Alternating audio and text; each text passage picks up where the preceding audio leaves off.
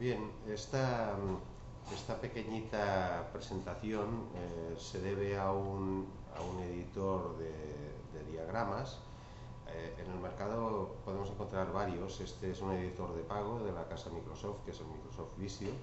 Sin embargo, podemos encontrar alguno open source o de otros fabricantes que hacen más o menos cubren las mismas necesidades que estos editores, ¿no? A diferencia de editores gráficos de tipo artístico como el Fireworks, ¿no? Y en la misma línea, incluso porque es un editor vectorial este que nosotros vamos a utilizar aquí, a diferencia de los otros que son de tipo artístico, este lo que pretende es instrumentalizar la creación de diagramas, ¿no? Algunos de los diagramas que te permite hacer son bastante, digamos, extraordinarios en un editor de este tipo, porque generalmente son consecuencia de otro tipo de editores, ¿no?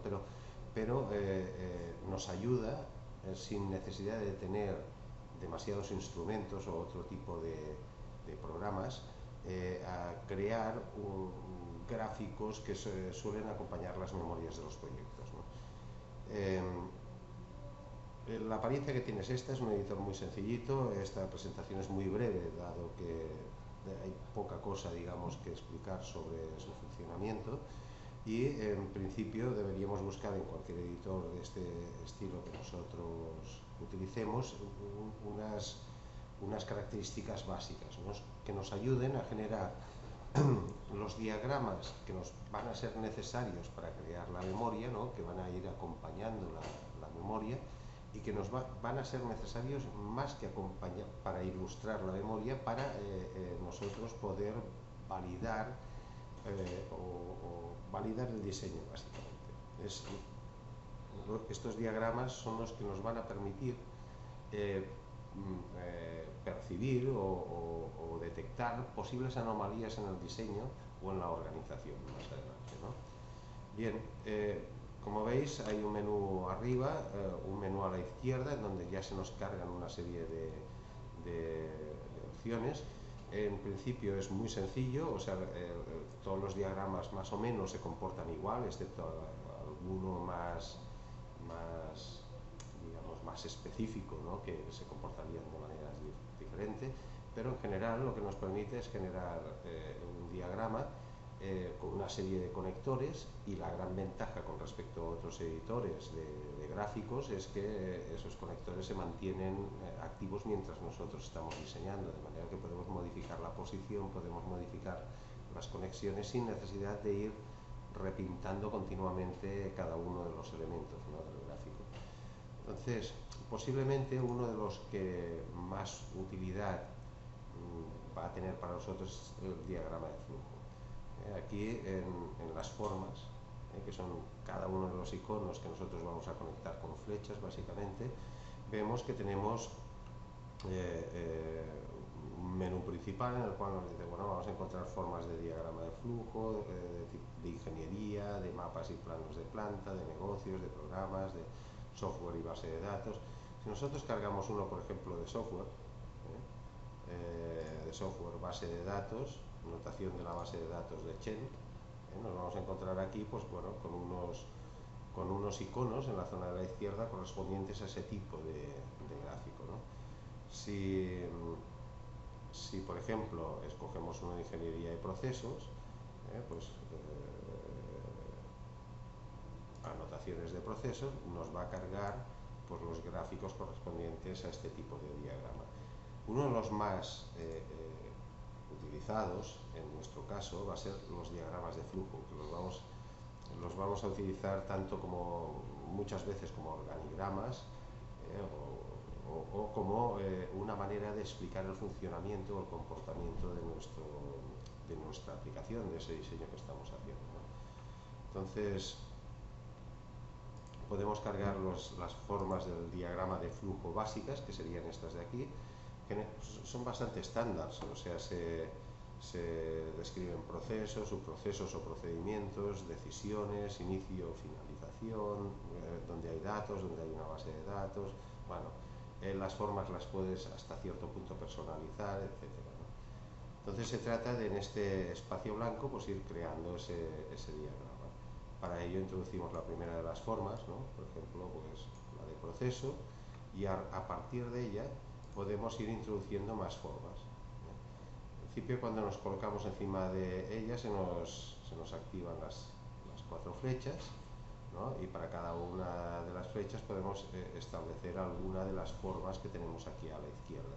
En principio este menú es más o menos limitado, el que nos encontramos pero ataca o plantea o propone la colocación de una de las formas más estándar. Generalmente para pintar un diagrama de estos no utilizamos una grandísima cantidad de formas. Muchas formas pueden acabar llevando, digamos, al espectador a una confusión, ¿no?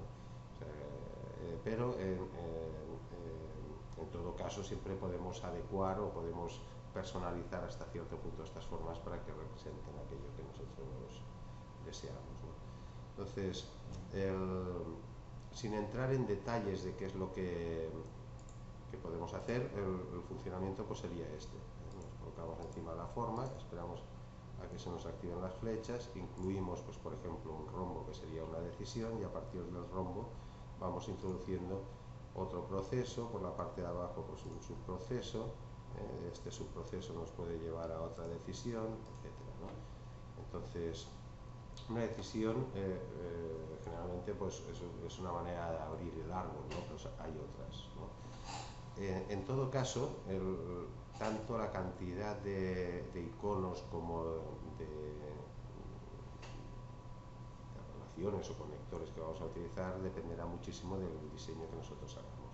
La gran ventaja desde mi punto de vista es la capacidad de edición, o sea, la capacidad de cambiar de posición, ¿no? Y modificar los elementos sin que pierda la conexión. Esta característica es fundamental para este tipo de diagramas. Si no, te obliga a estar continuamente redibujando las flechas o distribuyéndolas, conectándolas. Corres el peligro de que cuando el gráfico lo escalas o lo incluyes en tu memoria, pues se desconecten, ¿no? los objetos, etcétera, ¿no? En cuanto a las capacidades de edición, pues podemos editar los rellenos, las líneas, podemos añadirles efectos, pues puede ser, pues, por ejemplo, la reflexión en un icono, ¿no? Para destacar sus características. Podemos añadirle textos a las flechas, ¿no? Generalmente son verbos los que vamos a utilizar para conectar los diferentes elementos, ¿no? Y etcétera. O sea, son ediciones muy primitivas, muy simples, muy básicas, pero que, bueno, que te permiten crear gráficos más o menos bien elaborados, ¿no? En esta línea, pues un ejemplo sería este. Este es un gráfico de funcionamiento de una página web real, y este gráfico ya permite, o sea, este mismo gráfico, que ya lo veremos en una de las clases de diseño de interfaces, veremos cómo te permite identificar errores en la navegación, ¿no? Entonces sería un diagrama de flujo de la navegación del programa. Aquí tenemos uno más de estructura, ¿no? Mucho más sencillito, pero que también lo puedes elaborar, pues, con este tipo de instrumentos. Ya veis que hay degradados, una cierta manera de pulir los gráficos que son suficientemente elaborados como para que queden bien, ¿no? Y aquí tenemos, pues, un organigrama con sus iconcitos, ¿no? Entre lo que resulta curioso, instrumentos en este tipo de herramientas, está, pues, por ejemplo, la siguiente, que puede llegar a ser muy útil para vosotros más adelante en el último módulo de este curso, que es, pues, para representar la planificación, ¿no? del proyecto, que generalmente se hace con unos editores específicos bastante sofisticados y difíciles de tratar, o si no, también se hacen, pues, con hojas electrónicas, como podría ser el Excel, ¿no? En este caso, aquí tenemos, pues, por ejemplo, lo que son formas para diagramas de Gantt, ¿no? Si lo activamos, y para diagramas de PER, ¿no? Si lo activamos, nos sale aquí, pues, por ejemplo, el marco, ¿no? El marco, que es, digamos, el fondo de nuestro diagrama de Gantt, ¿no? nosotros le podemos establecer unas macros, el gráfico, por el cual nos creará un entorno en donde nosotros vamos a poder crear este diagrama, ¿no? Entonces, pues por ejemplo, cuántas tareas va a haber, si el formato es por días y horas, cuándo comienza y cuándo se acaba, ¿no? Algo similar a lo que podría ser un planificador de proyectos. Y a partir de este momento, pues nos crea el gráfico, el esquema en donde nosotros podemos ir distribuyendo las tareas.